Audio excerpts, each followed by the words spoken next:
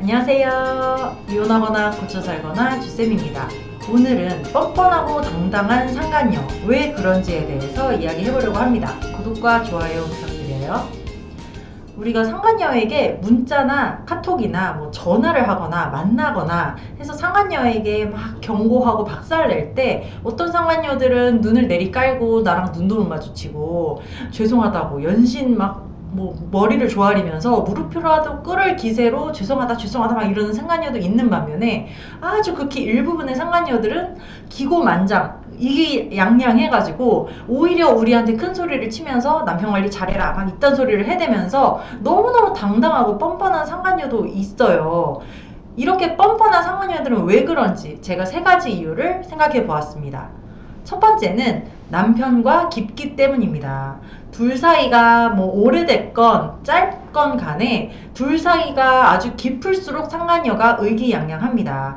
예를 들어서 기간이 아무리 길어도 막 3년 5년을 만났다고 하더라도 둘 사이가 그렇게 깊지 않고 이 내 남편이 지 편을 들어줄 거라고 생각을 안 하면 상간녀들이 그렇게 뻔뻔하지를 못해요. 근데 만난 기간이 짧더라도 둘 사이가 굉장히 깊고 정서적인 교류도 많이 했고 몸도 많이 섞었고 그러면은 상간녀가 이 남자가 나를 지켜줄 거라고 철석같이 믿기 때문에 그렇게 남편 믿고 의기양양한 것이다. 이렇게 생각하시면 됩니다. 그래서 상간녀랑 남편이 생각보다 깊지 않은 줄 알았는데 술집 여자다 이래가지고 그냥 화풀이를 했단 말이죠. 근데 상간녀가 너무 뻔뻔하게 막 나오는 거예요. 그러면 얘네가 생각보다 깊은 사이일 수 있겠는데? 라고 의심해보셔도 좋을 것 같습니다. 어떤 상간녀는 아내분이 알지도 못했던 거를 자기가 막 일부러 술술 부는 경우도 있어요. 당신 남편이랑 내가 어디 여행을 갔다 왔고 어떤 선물을 받았고 돈을 얼마를 받았고 하는 거를 물어보지도 않았는데 지가 막 술술술술 얘기해요. 이른바 자폭이죠.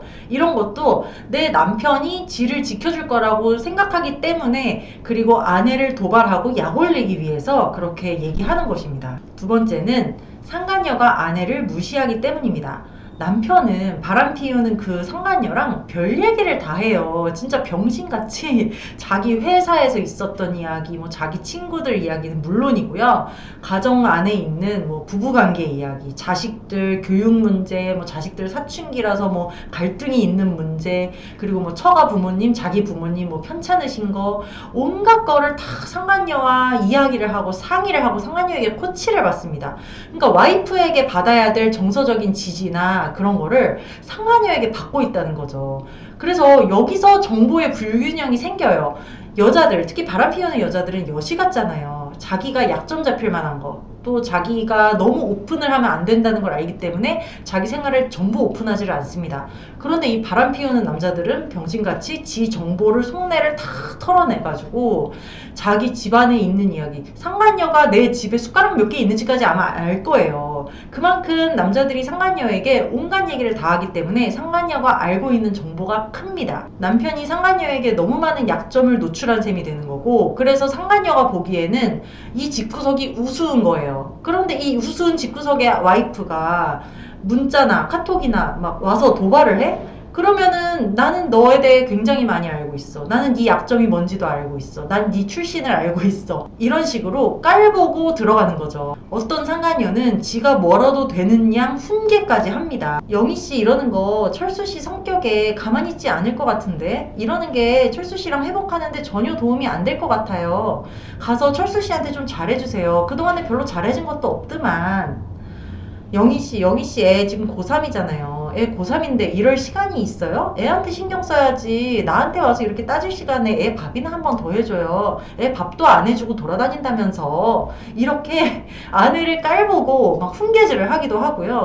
특히 남편이 바람나서 본인도 이혼한 이혼녀 상간녀인 경우에는 무슨 지가 엄청난 선배라도 되는 듯이 얘기합니다. 나도 남편 바람나서 이혼했는데 나는 상간녀 찾아가서 이렇게 이야기할 엄두도 못 났는데 영희씨 정말 대단한 사람이네요. 그래서 이혼할 거예요? 이혼하지 마요. 이혼해도 별거 없어요. 그 정도면 괜찮은 남편인데 그냥 데리고 사세요. 제가 빠져드릴게요. 막 이런 얘기를 하기도 합니다. 또 어떤 상간녀는요, 자기가 무슨 대단한 상담사라도 된 듯이 이렇게 이야기를 해요. 철수씨가 하도 회사에서 힘든 일이 있다고 하고 가정에서도 위로를 못 받고 ATM기 취급을 받는다고 해서 내가 듣기 싫은데 하도 그렇게 하소연을 하길래 내가 들어주고 조언까지 해줬다. 가정에 잘해라, 이혼하지 마라, 아이들 생각해라 하면서 내가 애들이랑 와이프한테 잘하라고 내가 오히려 코치를 해줬습니다. 당신들 가정 나 때문에 지금 지켜지고 있는 줄 아세요? 이런 식으로 자기가 내 남편을 상담을 해주고 코치를 해주고 조언을 해줬다고 자기한테 고마워하라는 상간녀도 있다는 거죠.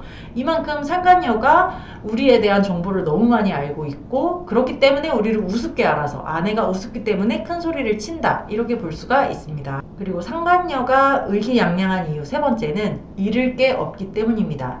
상간녀 중에서도 잃을 게 많은 상간녀들 있잖아요. 뭐 결혼을 안 한 미혼이라든지 멀쩡한 가정이 있는 여자라든지 직장이 탄탄해서 직장을 건드리면 큰일 날 여자라든지 뭐 이런저런 이유가 있을 거예요. 그런 여자들은 이 와이프에게 불륜 사실이 발각됐다는 것만으로도, 그리고 와이프가 나를 찾아오거나 전화를 했다는 것만으로도 벌벌벌 떨죠. 앞으로 어떤 일이 생길까, 어머 큰일 났네, 이렇게 생각을 할 건데요.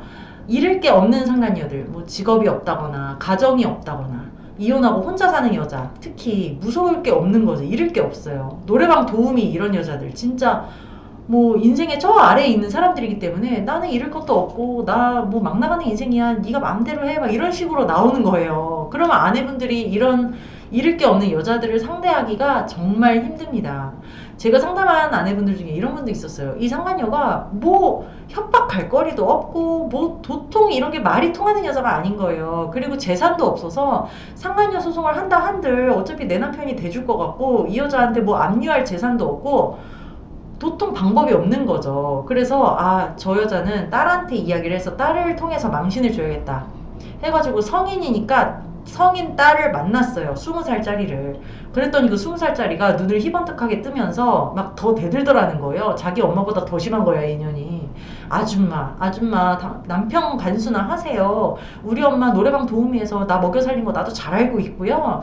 당신 남편이나 간수하지 왜 우리 집에 자꾸 찾아와서 이 지랄 하세요? 막 이러면서 그 딸년이 더 눈을 뒤집고 대들더라는 거예요. 그래서 정말 혀를 끌끌 차면서 와, 정말 저 막장 인생들은 상대할 가치도 없구나라는 걸 느꼈다고 합니다. 그래서 아내분들 중에 이렇게 가진 것도 없고 빼앗을 것도 없는 상간녀인데 이런 년들한테 내가 굳이 소송 비용 들여가지고 변호사 비용 들여서 소송을 해야 될까요? 라는 분들이 있으신데요. 저는 그래도 소송을 하시라고 말씀드립니다. 왜냐하면 없는 년들일수록 돈으로 조지는 맛이 있거든요. 진짜 하다못해 유체동산 압류해가지고 집안에 빨간 딱지, 세탁기, 냉장고 이런 거에 빨간 딱지라도 붙이는 거예요. 판결이 나면 위자료를 안 주기가 힘듭니다. 이거로라도 우리가 분풀이를 해야지. 안 그래도 무서울 거 없는 여잔데 이거 말고는 또 방법이 없어요. 그래서 상간녀 소송도 우리가 돈 받으려고 하는 거 아니잖아요. 오히려 비용이 더 들더라도 상간녀 소송으로 응징을 하셔야 앞으로 우리가 인생을 사는데 억울함이 없다, 이렇게 저는 말씀을 드립니다. 그래서 이렇게 파워 당당한 상간녀를 상대할 때 우리가 어떻게 해야 될까요? 우리가 감정적으로 대응하기가 굉장히 쉬워요. 상간녀가 말도 안 되는 개소리를 짓거리기 때문에 거기다 대고 야 너 지금 뭐라 그랬어 막 이렇게 눈느짓고 내가 열 올려서 이야기할 필요가 없고요.